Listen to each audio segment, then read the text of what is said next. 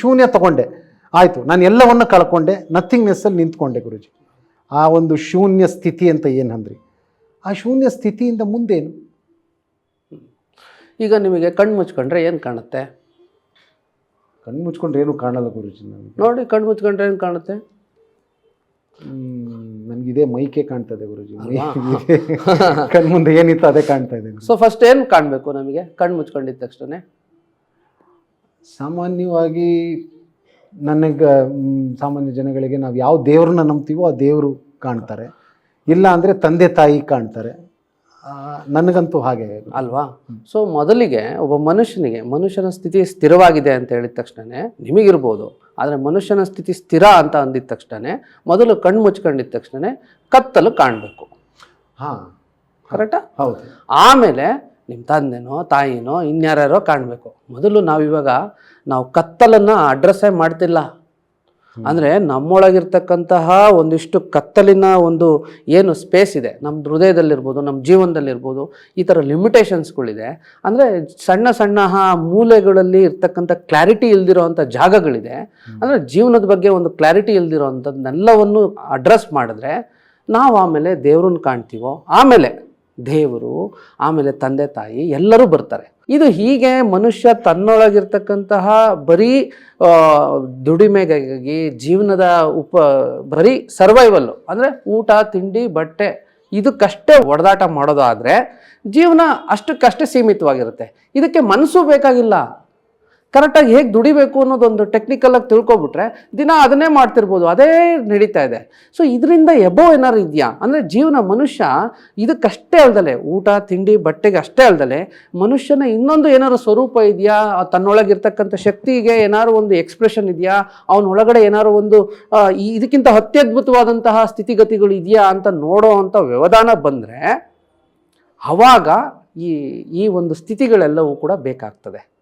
So ಅದಕ್ಕೋಸ್ಕರ ಈ ಮೊದಲು ನಾವು ಕಣ್ಣು ಮುಚ್ಕೊಂಡಿದ್ದ ತಕ್ಷಣ ಮೊದಲು ಕಾಣಬೇಕಾಗಿರೋದು ನಮಗೆ ಕತ್ತಲು ಅಂತ ಹೇಳಿದ್ರೆ ಅದು ನಮಗೆ ಸಾಮಾನ್ಯವಾಗಿ ಇರೋವಂತಹ ಒಂದಿಷ್ಟು ಸ್ಥಿತಿ. ಅದು ಆ ಕತ್ತಲಲ್ಲಿ ನಾವು ನಿಲ್ಲಬೇಕಲ್ಲಿ. ಅಲ್ಲಿ ನಿಂತರೆ ಮಾತ್ರ ನಮಗೆ ಬೆಳಕು ಕಾಣುತ್ತೆ. ಬಿಟ್ಟರೆ ನಾವು ಕತ್ತಲನ್ನು ಬಿಡ್ತೀವಿ. ನಾವು ಡೈರೆಕ್ಟಾಗೆ ನಮಗೆ ಅಲ್ಲಿ ದೇವ್ರು ಕಾಣುತ್ತೆ, ಇದು ಕಾಣುತ್ತೆ, ಅದು ಕಾಣುತ್ತೆ ಅಂತ ಹೋಗ್ತೀವಿ. ಅದೇ ತಪ್ಪು.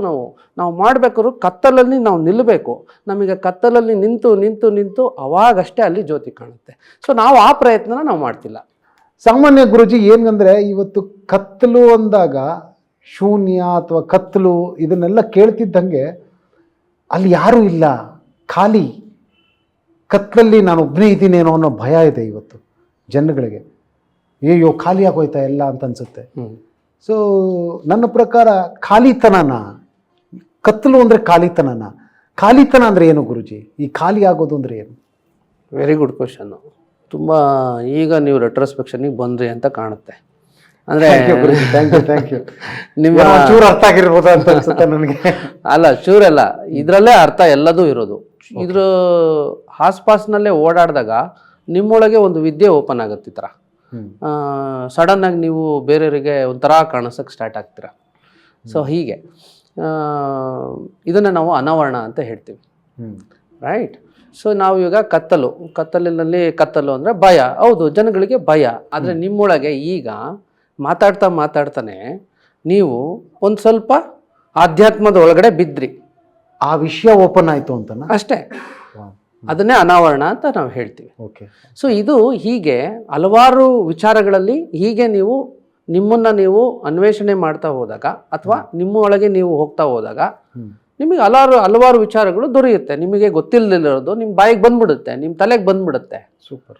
ಸೊ ಹೀಗೆ ಇದನ್ನ ಅನಾವರಣ ಅಂತ ಹೇಳ್ತೀವಿ. ಈಗ ಅತ್ಯದ್ಭುತವಾಗಿರ್ತಕ್ಕಂಥ ಶಕ್ತಿನೂ ಕೂಡ ಹೀಗೆ ಇದು ಅನಾವರಣ ಆಗೋದು ನಮ್ಮೊಳಗೆ. ಆವಾಗ ನಮಗೆ ಕತ್ತಲಿದ್ದಿದ್ದು ಬೆಳಕಿನ ಕಡೆ ಬಂದಂಗೆ.